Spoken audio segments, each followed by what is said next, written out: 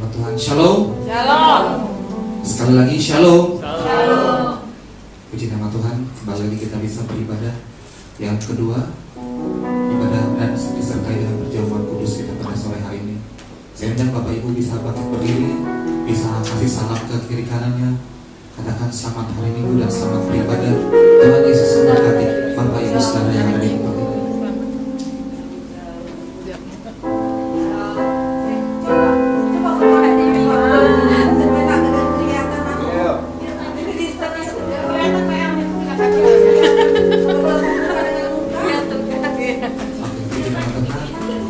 Silakan Bapak Ibu untuk bisa kembali. Kita akan mempersiapkan ibadah kita pada sore hari ini. Kita akan bersatu berdoa bersama-sama. Kita merendahkan diri kita di hadapan Tuhan. Kami bersyukur Tuhan Yesus untuk segala kebaikan-Mu. Pada sore hari ini kami datang beribadah yang kedua. Kami bersyukur Tuhan masih berikan kami kekuatan. Tuhan masih berikan kami nafas kehidupan dan sukacita. Satu hal yang kami rindukan dan kami percaya bahwa janji-Mu lah begitu ajaib dalam hidup. Sungguh besar kasih setia-Mu dalam hidup ini Tuhan. Tidak henti-hentinya rahmat dan kasih karunia-Mu di dalam kehidupan kami. Jika sepanjang minggu ini kami menyadari bahwa kami adalah orang yang berdosa, kami menyadari bahwa kami tanpa Tuhan tidak dapat bisa berbuat apa. Terima kasih Tuhan. Jika sepanjang minggu ini banyak aktivitas pekerjaan yang kami kerjakan, baik kami sebagai pekerja, baik kami sebagai usaha, baik kami sebagai guru, bahkan profesi kami sebagai mahasiswa pelajar, tidak lupa kami bisa datang untuk beribadah kepada Tuhan. Terima kasih Tuhan. Pada kesempatan ini kami juga bersama-sama berdoa untuk saudara seiman kami, bahkan kami berdoa untuk seluruh jemaat Tuhan yang masih belum sempat hadir bersama-sama kami berkumpul di tempat ini.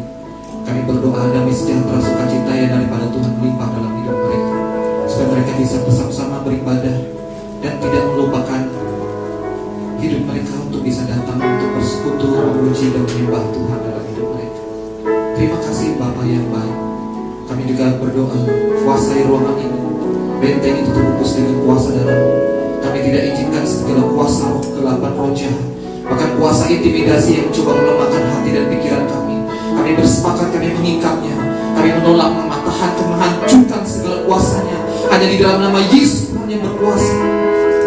Dalam nama Yesus Tuhan yang berkuasa. Terima kasih Bapa. Ini adalah kesempatan kami untuk memuji, memuliakan, bahkan meninggikan nama-Mu dalam hidup kami. Terima kasih Bapa. Hanya di dalam nama Yesus kami berdoa. Kami mengucap syukur. Haleluya. Kita akan setiap pujian kita, karena Engkau Allah yang begitu besar dalam hidup. Sungguh kasih setia-Mu dalam hidup. Sungguh besar setia-Mu, Kau nyatakan bagiku.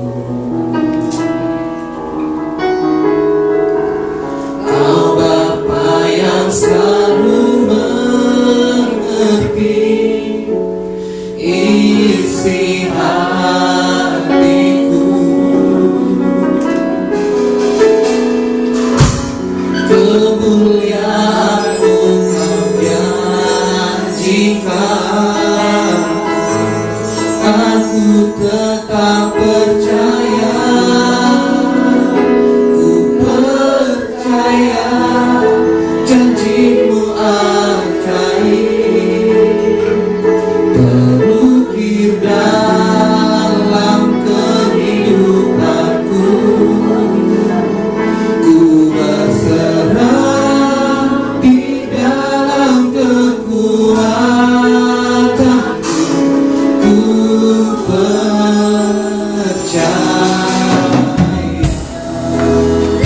Sama-sama kita sambung.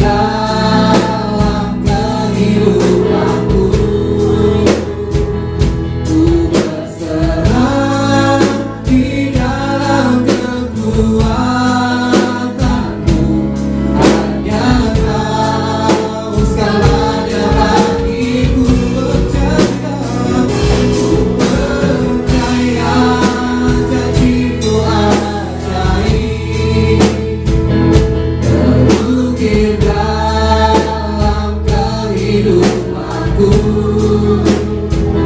Ku berserah di dalam kekuatan-Mu. Ku percaya.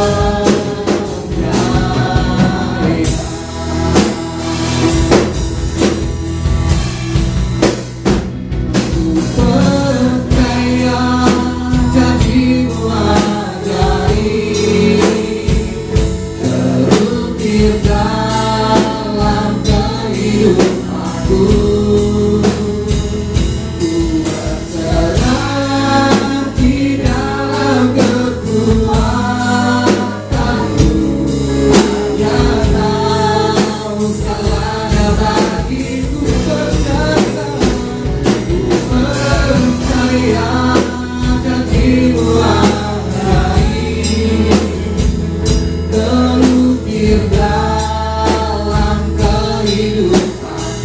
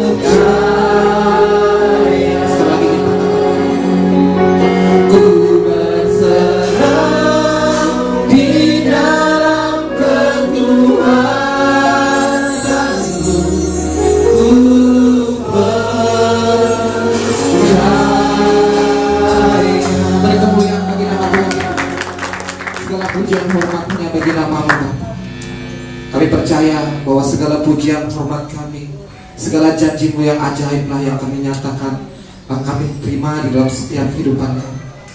Terima kasih Tuhan. Kami di tempat ini mau bebas, kami di tempat ini kami mau menang, karena kami percaya bahwa Yesus adalah Raja di atas segala raja dalam hidup kami, bahwa Engkau adalah Tuhan di atas segala Tuhan, yang memberikan kami kemenangan, yang memberikan kami kekuatan, yang memberikan kami pengharapan hanya di dalam nama Yesus Kristus yang berkuasa. Kami percaya Tuhan bahwa Engkau adalah Raja, Engkau adalah kekuatan bagi setiap kehidupan orang-orang yang percaya. Terima kasih Bapa. Hanya di dalam nama Yesus kami ingin menaikkan setiap pujian kami lebih lebih dahsyat lagi di dalam Engkau. Terima kasih Bapa. Hanya di dalam nama Yesus kita siap. Yang sama-sama katakan amin. Boleh sekali lagi lambaikan tangannya yang masih semangat untuk memuji Tuhan. Haleluya. Boleh kasih tepuk tangannya di hadapan Tuhan. Kita akan pujian kita King of Ministry. Sama-sama kita tepuk tangan kita di atas. Kita pujikan Tuhan kita.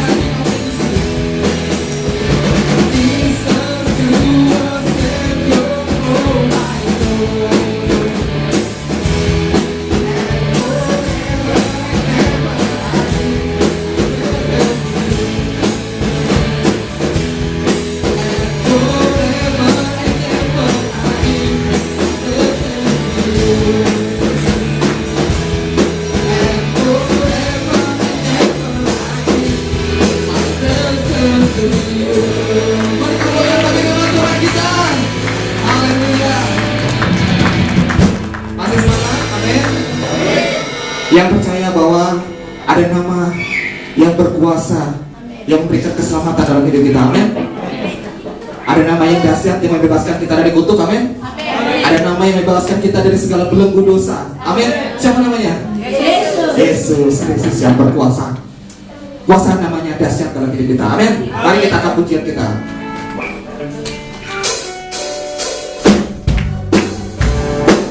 Kita sama-sama tepuk tangan di hadapan Tuhan kita.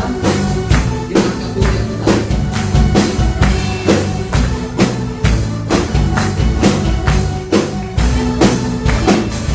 Lagi melangkah daun Tuhan dalam kemuliaan, buat kakimu sungguh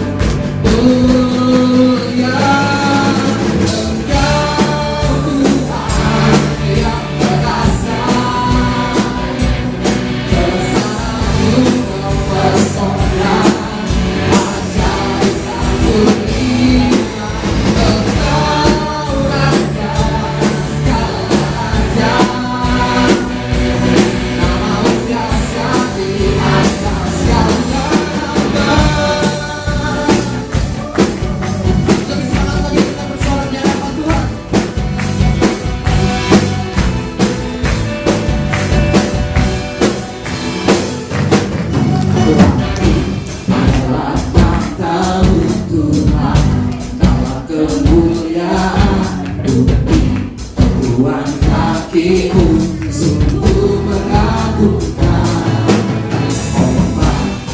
melakukan menderu dari itu dari semua yang bernafas sujud menyembah namamu besar.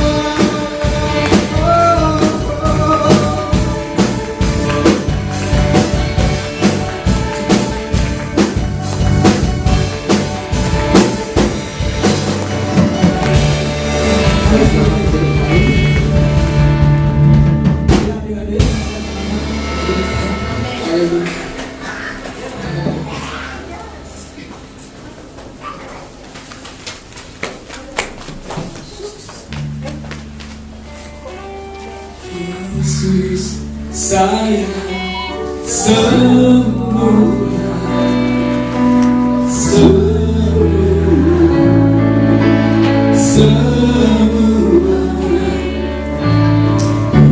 Yesus sayang semua, sayang semua.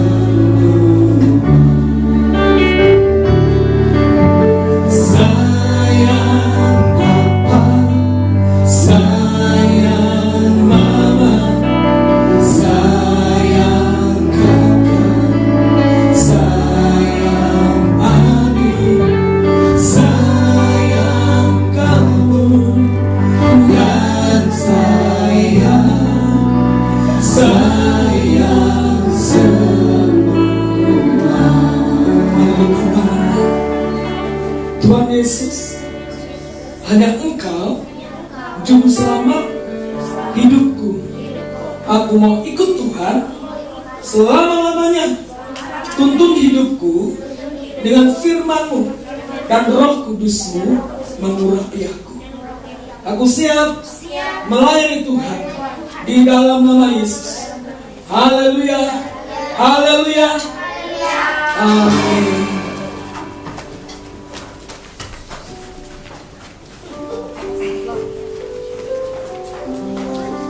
Dan kita akan kembali masuk dalam hadirat Tuhan, kembali untuk kita bisa persiapkan diri untuk menerima kebenaran firman Tuhan, juga disertai dengan perjamuan kudus yang akan disampaikan oleh hamba. Mari kita tundukkan kepala kita bersatu kembali dalam doa. Bapa, kami percaya bahwa firman-Mu lah yang berdaulat dalam setiap hidup kami. Kami bersyukur Tuhan di tempat ini. Kami percaya bahwa kuasa-Mu lah yang besar dalam hidup kami. Ketika kami menyadari bahwa kami salah di dalam langkah hidup kami, firman-Mu lah yang memberikan peringatan di dalam hidup kami. Kami percaya Tuhan, oleh karena kuasa-Mu lah yang bisa mengubahkan setiap hati, jiwa, dan pikiran kami, untuk kami tetap setia hidup di dalam perkenanan Tuhan dalam hidup. Terima kasih Bapa, kami mau masuk lebih dalam untuk merasakan hadirat Tuhan, bahkan lebih dalam untuk mendalami kuasa firman menguasai dalam hidup kami. Terima kasih Tuhan Yesus. Hanya di dalam nama Yesus kami berdoa, kami mengucap syukur. Haleluya. Kami tetap kokoh di hadapan Tuhan. Justru kami akan melihat kuasa Tuhan nyata di balik setiap ujian dan pencobaan. Malam hari ini kami mau mendengar firman-Mu Tuhan, kebenaran yang akan menuntun kami, sehingga kami memiliki hikmat, marifat, kami memiliki pengertian yang benar tentang Tuhan, sehingga kami tidak mudah tersesat dan salah jalan. Kami siapkan hati kami dan telinga kami untuk menyambut firman-Mu. Proteksi setiap kami Tuhan dengan Roh Kudus, sehingga iblis tidak mampu mencuri setiap benih firman. Di dalam nama Yesus, firman itu tertanam berakar dalam hati dan jiwa kami. Terima kasih Bapa, kami bersyukur buat malam hari ini. Haleluya. Mari sama-sama katakan amin. Berikan kemuliaan bagi nama Tuhan. Silakan untuk Bapak di surga, kasih Tuhan. Haleluya. Saudara, melekat dengan Tuhan itu hal yang sangat penting.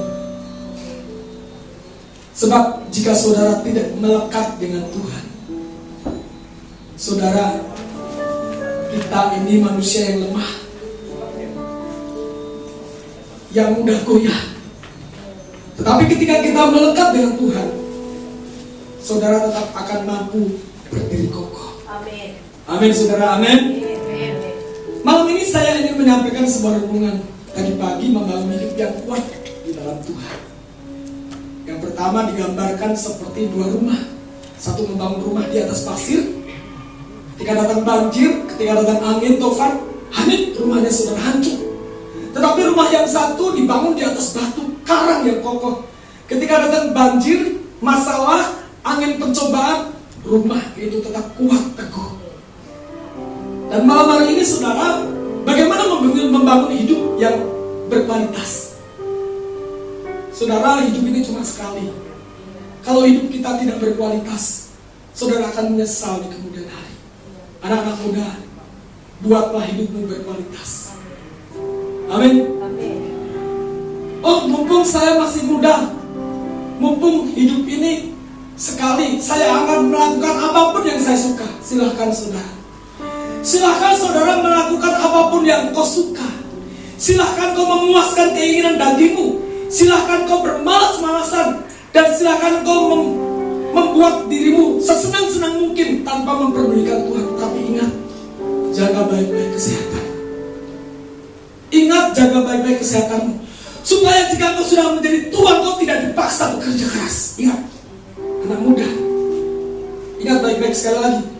Silahkan engkau di masa mudamu, engkau bermalas-malasan, engkau hidup sembarangan, engkau hidup tanpa batas, engkau hidup tanpa disiplin, engkau sesuka hatimu, sebebas-bebasnya.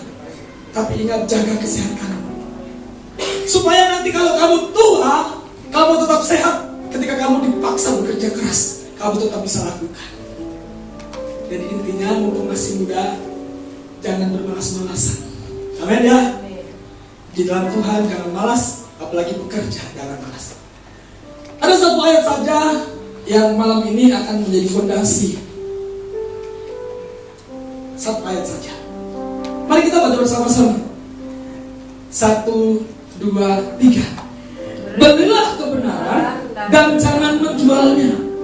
Demikian juga dengan hikmat, didikan dan pengertian. Sekali lagi saudara. Sekali lagi ya. 1, 2, 3. Berilah kebenaran dan jangan menjualnya. Demikian juga dengan hikmat, didikan dan pengertian. Saudara yang disayang Tuhan, kitab Amsal ini adalah kitab syair yang penuh dengan ajaran, penuh dengan pengajaran dan hikmat. Ditulis oleh seorang raja, anak Daud, Amsal, Sulaiman atau Salomo. Saudara, memang Salomo sadar dia sempat melakukan kesalahan yang besar. Karena pada zaman Perjanjian Lama, orang menghalalkan yang namanya poligami. Padahal Tuhan sendiri pada awal menciptakan manusia, Tuhan tidak pernah merancang manusia itu poligami. Tuhan tidak pernah menciptakan Hawa 1, Hawa 2, Hawa 3, Hawa keempat, Hawa dingin, Hawa kelima, Hawa panas, saudara. Tuhan menciptakan Adam dan Hawa. Ingat baik-baik. Tetapi manusialah yang merekayasa. Ketika Tuhan berkata, hendaklah kau beranak cucu dan bertambah banyak, manusia mulai berpikir, wah, gimana caranya bertambah banyak nih, beranak cucu? Akhirnya di Perjanjian Lama menghalalkan yang namanya poligami. Tetapi ketika Yesus hadir, dia kembali menegakkan hukum yang absolut, hukum yang tidak bisa dirubah, bahwa manusia itu satu harus dengan satu. Adam dan Hawa kembali. Sehingga di dalam kekristenan itu cukup ada satu istri dan suami. Amin saudara. Nah, hari ini Tuhan ingin hidup kita lebih berkualitas. Sebelum saya ingin menjelaskan, di dalam psikologi, mungkin saudara pernah belajar, apalagi yang sarjana pendidikan. Saya cukup lama belajar psikologi di SPG, Sekolah Pendidikan Guru, 16 bidang studi psikologi, dari dasar sampai itu semua dipelajari. Jadi modalnya cuma SMA aja. Begitu saya masuk sekolah kitab, ada sedikit psikologi perkembangan ada, saudara. Tetapi cukup melekat di dalam memori saya. Saudara, di dalam teori psikologi ada seorang tokoh bernama John Locke. Dia membuat sebuah diagnosa dan dia membuat sebuah penelitian yang dia sebut dengan teori tabula rasa. Menyatakan bahwa seorang bayi itu seperti kertas putih yang belum terisi, yang belum dicoret warna. Ini secara psikologi ya, bukan secara dogmatik. Kalau secara dogmatika Saya didebat, nggak bisa. Dari kecil orang itu sudah berdosa. Buktinya kitab Mazmur mengatakan bahwa aku sejak lahir dalam kandungan sudah berdosa. Itu ya. Ini secara psikologi. Secara psikologi, seorang anak, seorang bayi itu seperti kertas putih. Tergantung siapa yang mencoretnya, tergantung siapa yang mendidiknya, tergantung siapa yang menulisnya. Dan pendidikan pertama anak-anak itu bukan di sekolah dasar. Pendidikan pertama anak-anak bukan di SD, bukan juga di TK, bukan juga di PAUD. Pendidikan pertama anak-anaknya adalah di rumah. Dan guru yang pertama bukan guru SD, bukan guru TK. Papa mamanya adalah guru yang pertama. The first teacher. Guru yang pertama. Papa dan mama. Apa yang dilakukan papa, itu yang ditiru anak. Apa yang dilakukan mama, itu yang ditiru anak. Jadi hati-hati kepada anak kita. Amin, saudara. Cara kita bicara pun anak akan ikuti. Bahkan dia akan berusaha mengikuti gaya mamanya pakai sendal. Betul ya? Ingat, kasih pakai sendal mamahnya, pakai gaun mamahnya, pakai topi mamahnya. Demikian juga laki-laki dia pakai baju papahnya. Seperti itu, saudara. Jadi guru pertama kali adalah orang tua. Saudara, pertumbuhan kecerdasan anak itu baik secara intelektual, emosional, ataupun spiritual dipengaruhi oleh siapapun yang mencoretnya. Yang pertama orang tua. Yang kedua pendidikan formal, SD, TK, SD, SMP, SMA, kuliah. Tetapi ada juga pendidikan informal dan non formal. Apa itu informal dan non formal? Non formal itu kayak kursus, informal mungkin melalui internet, itu informal, saudara. Nah, walaupun setiap anak secara genetika memiliki bawaan karakter, namun perkembangan selanjutnya ditentukan oleh proses pembelajaran, saudara. Dari keluarga, dari lingkungan, dari pendidikan. Oleh sebab itu, saudara harus berhati-hati. Amin. Untuk anak-anak kita, kasih contoh yang terbaik. Ajari mereka berbahasa yang santun. Kalau mendengar anakku sudah berbicara kotor, jangan segan-segan. Demi kebaikan dia, lebih baik dikasih rotan dulu, kecil. Jangan sampai biarin aja, gak apa-apa. Gak apa-apa, saudara, nanti terlanjur. Sulit, saudara.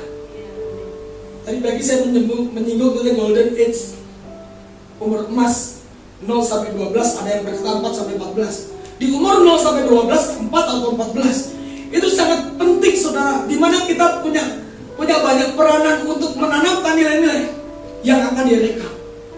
Saya jadi Kristen, jadi pendeta. Gara-gara umur 5-6 tahun sampai 7 tahun, saya mendengar firman. Saya masuk gereja. Abang saya, keluarga saya masih agama seberang. Saya masuk gereja, saya begitu tertarik lagu-lagu gereja. Saya nggak tahu kenapa saya tertarik. Saya begitu terpesona, saya begitu terhisap, tersugesti dengan setiap cerita-cerita firman yang membuat saya ingin datang lagi, minggu depan ingin datang lagi. Dan yang lebih enaknya itu kalau habis pulang dikasih makanan. Itu bagi saya sesuatu gitu, saudara. Senang gitu rasanya. Dan itu membuat saya terekam. Akhirnya pelan-pelan saya punya iman percaya kepada Yesus. Dan saya mengambil keputusan. Ketika saya pindah sekolah, pindah tempat, waktu ditanya agamamu apa, tanpa dipengaruhi siapapun, saya Kristen. Walaupun saya belum dibaptis. Saya dibaptis lulus SMA. Ketika saya berangkat ke Jakarta, saya baru dibaptis. Nah, mulai dari situlah hidup saya mulai jelas. Oleh sebab itu, mari kita membangun hidup yang berkualitas. Saya mau panggil anak saya nih, pasti bisa bantu tolong. Saya membuat sebuah eksperimen.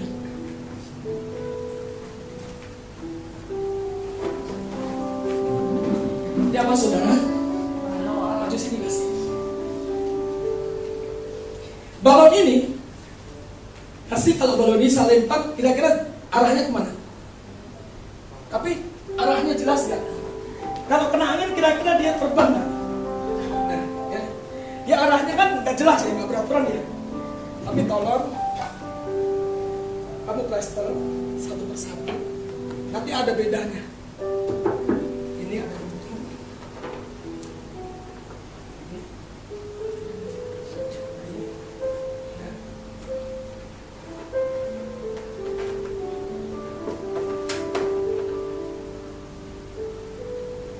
akan sangat meletus.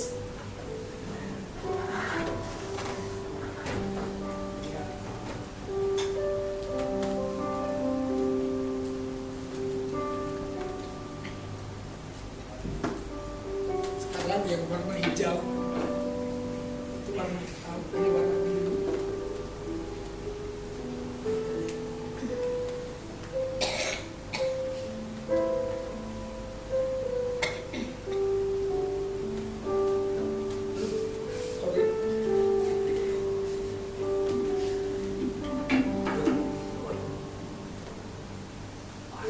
Sekali. Nah, oke. Sekarang yang warna biru.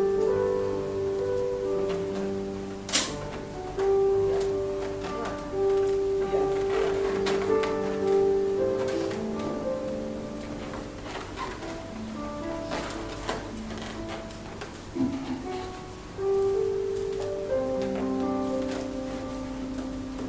Satu lagi kasih warna merah. Ilustrasi ada hubungannya dengan Amsal 23 ayat 23.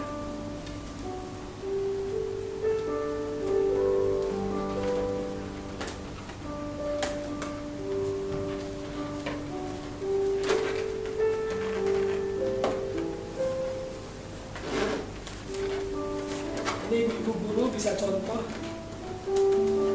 Ini gara-gara saya sering lihat Instagram.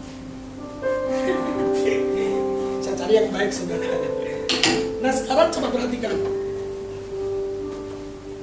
Lebih berat, betul ya? Kalau tadi waktu saya lempar dia ringan. Kenapa lebih berat dan lebih terarah?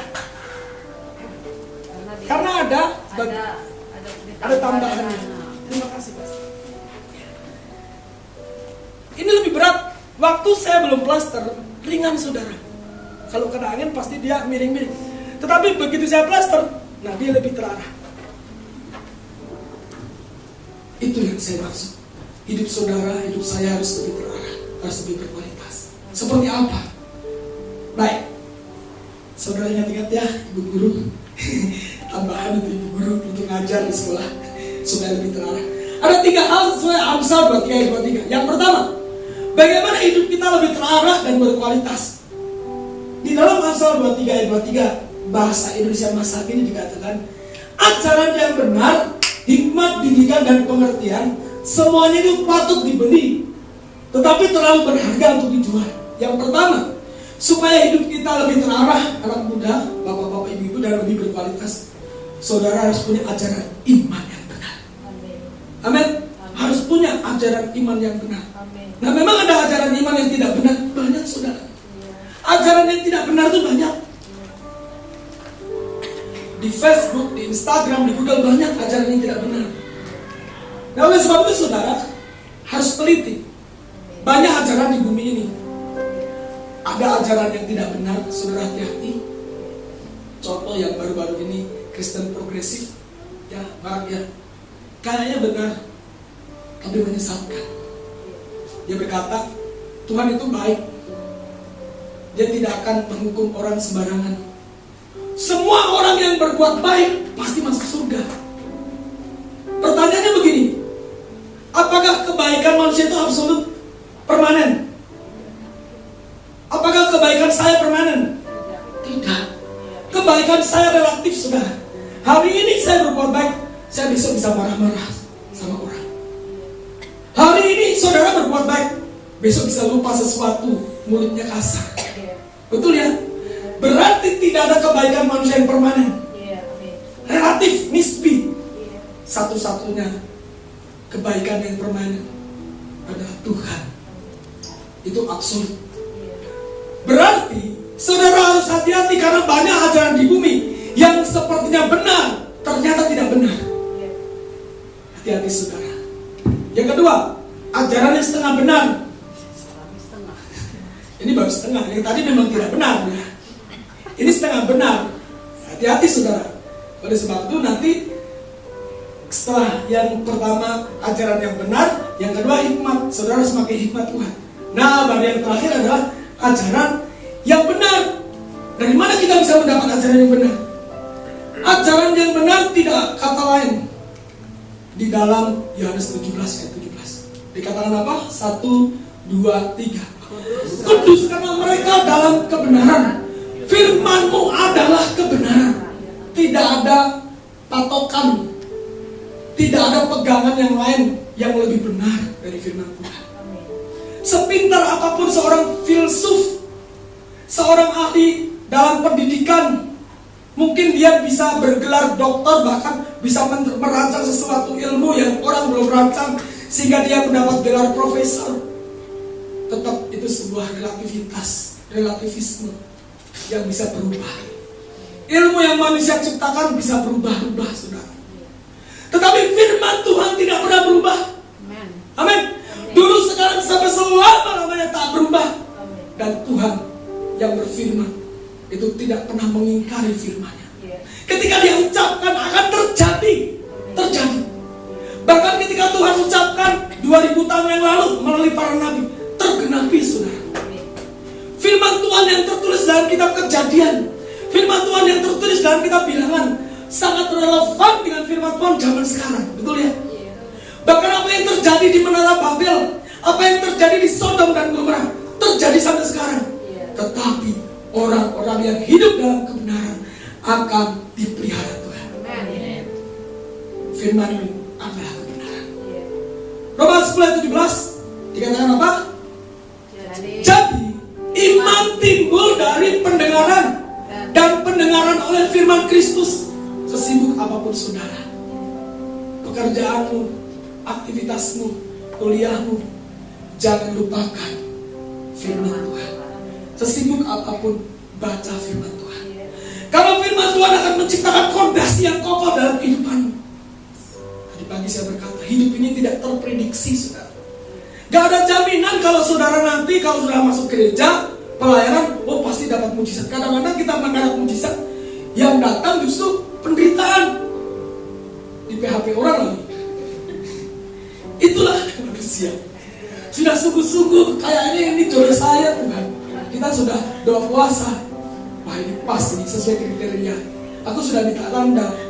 Tandanya Tuhan yang pertama, hidupnya tidak terlalu mancung, tidak terlalu pesek. Kulitnya gak usah putih-putih amat, hitam juga boleh. Tingginya kurang lebih 170 kah atau berapa. Wah, ini cocok.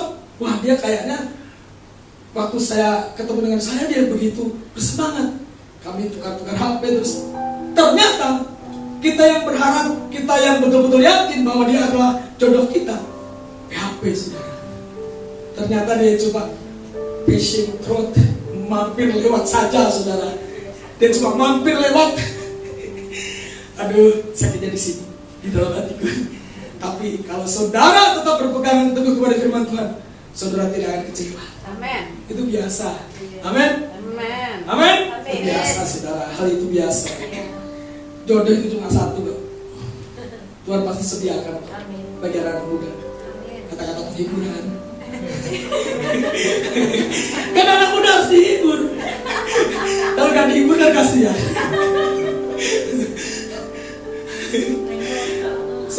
Saudara ingat ya pelajaran otak kanan otak kiri ya. Otak kanan sebelah sini ya. Otak kiri. Kalau otak kanan itu untuk berpikir, intuisi, kreativitas, seni, musik, berani berisiko. Otak kiri menganalisa, logis, bahasa, ilmu, dan matematika. Nah, selain ini, saudara, otak kiri itu berfungsi untuk menerima setiap informasi. Jadi di otak itu ada namanya saraf. Saraf untuk menerima setiap yang namanya informasi. Dia ada stimulasi, ada rangsangan yang masuk, mungkin melalui panca indera, mata, telinga, apapun itu, dikirim oleh saraf ke otak. Nah, otak kanan berfungsi untuk berpikir dan merenungkan, memecahkan. Tetapi otak kiri berfungsi untuk menerima, mendengar. Jadi ketika stimulasi dari yang kita lihat dan kita rasa itu masuknya di otak kiri. Ketika kita mendengar firman itu masuknya di otak kiri. Dan otak kanan itu biasanya dipakai untuk merenungkan firman. Nah, pertanyaannya begini. Ketika mendengar firman, membaca firman, ketika masuk otak kiri, bablas atau singgah di otak? Sebenarnya bukan masuk telinga kiri keluar telinga kanan. Masuk telinga kiri masuk di otak. Di otak itu direnungkan nggak? Yang merenungkan firman otak kanan, sehingga menjadi rema. Amin. Nah, saudara, sehingga saudara perlu setiap hari sedikit ada waktu buka Alkitabmu, ada HP buka sedikit renungkan. Itu hobi saya. Makanya saya terus setiap hari punya konten. Khotbah terus, saya harus update terus khotbah saya. Walaupun seminggu saya khotbah 2 kali, saya tahu pokoknya khotbahnya selalu berbeda. Karena setiap pagi, setiap saya renungkan ini seperti apa Tuhan. Saya sedang mengupgrade diri saya. Saya sedang melatih diri saya. Siapa tahu suatu saat saya dipercayakan suatu pelayanan yang besar. Amin. Yang harus mengajar, yang harus berkhotbah. Ribuan orang mungkin mereka memerlukan firman. Siapa tahu saya punya televisi atau mengisi acara di televisi, di YouTube segala macam. Siapa tahu kan, boleh bermimpi yang baik saudara. Kan barang siapa setia kepada perkara kecil akan dipercayakan perkara yang besar. Kembali ke topik. Jadi kita mendengar dengan firman Tuhan itu melalui otak kiri, dan otak kanan harus kita pakai untuk merenungkan firman itu, sehingga firman itu akan menjadi rema yang membentuk gaya hidup kita. Oleh sebab itu, saudara harus teliti dengan ajaran hikmat, ajaran yang benar. Yang kedua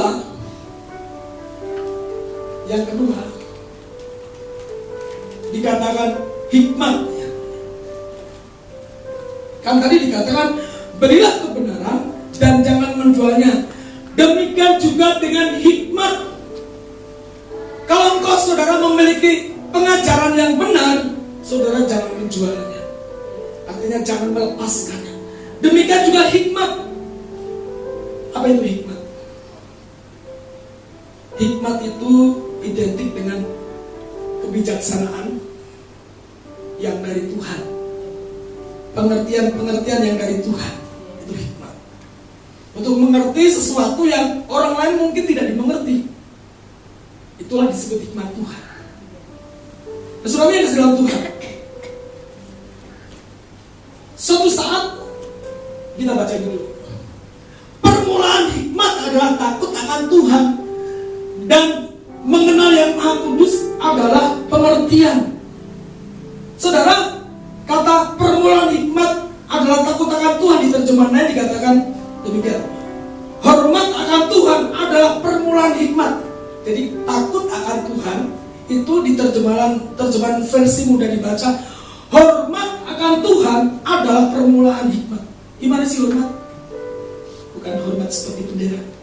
Hormat perasaan tunduk, perasaan di mana kita itu menaruh rasa gentar kepada Tuhan, sehingga disitulah selalu ada yang namanya warning bagi kita. Kalau orang punya rasa takut dengan Tuhan dimanapun dia berada, pasti dia akan memiliki kehidupan yang berhati-hati. Nah, dikatakan permulaan hikmat adalah takut akan Tuhan, atau hormat akan Tuhan adalah permulaan hikmat. Ketika saudara memiliki roh takut akan Tuhan, saudara, disitulah saudara akan melihat bagaimana Tuhan akan menolong saudara dalam segala hal. Amsal 8:12. Ini Amsal 9:10 versi mudah dibaca. Hormat akan Tuhan adalah permulaan hikmat, pengetahuan tentang yang Maha Kudus menuntun kepada pengertian. Suatu saat ada seorang anak kecil di dalam kelas. Di dalam kelas SD, gurunya bertanya begini, anak-anak, sebutkan 7 keajaiban dunia.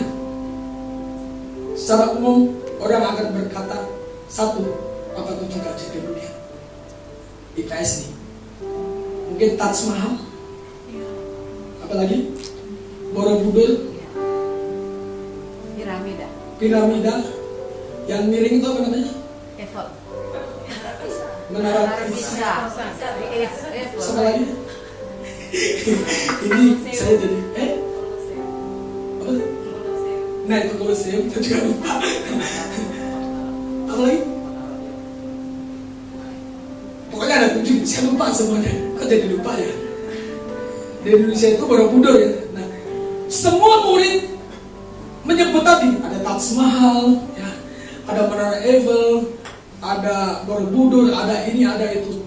Tiba-tiba ada seorang anak yang diam saja, ada seorang laki-laki, dia di belakang cuma dia. Giliran dia ditanya, "Nah, menurut kamu apa 7 keajaiban dunia?" Tiba-tiba dia berkata begini, 7 keajaiban dunia adalah bisa mendengar, bisa melihat, bisa merasakan, bisa tertawa, bisa menyentuh, bisa dicintai, bisa mencintai. Gurunya kaget, teman-teman tertawa. Coba ulangi. Menurut saya 7 keajaiban dunia adalah bisa mendengar, bisa melihat, bisa merasakan, bisa tertawa, bisa menyentuh, bisa dicintai, bisa mencintai. Langsung gurunya nangis. Terharu saudara, saya tidak menyangka katanya. Ternyata kamu memiliki pengertian yang berbeda. Orang selalu berpikir keajaiban-keajaiban itu yang spektakuler. Tetapi ternyata 7 keajaiban dunia yang dimiliki manusia, yang terkadang tidak dimiliki orang. Artinya bersyukurlah, saudara adalah sebuah keajaiban Tuhan. Jika saudara hari ini bisa mendengar, itu keajaiban saudara. Coba pikirkan, telinga saudara kok begini, kok bisa mendengar? Mana ya? Saudara bisa melihat dengan mata begini, wah ini keajaiban Tuhan.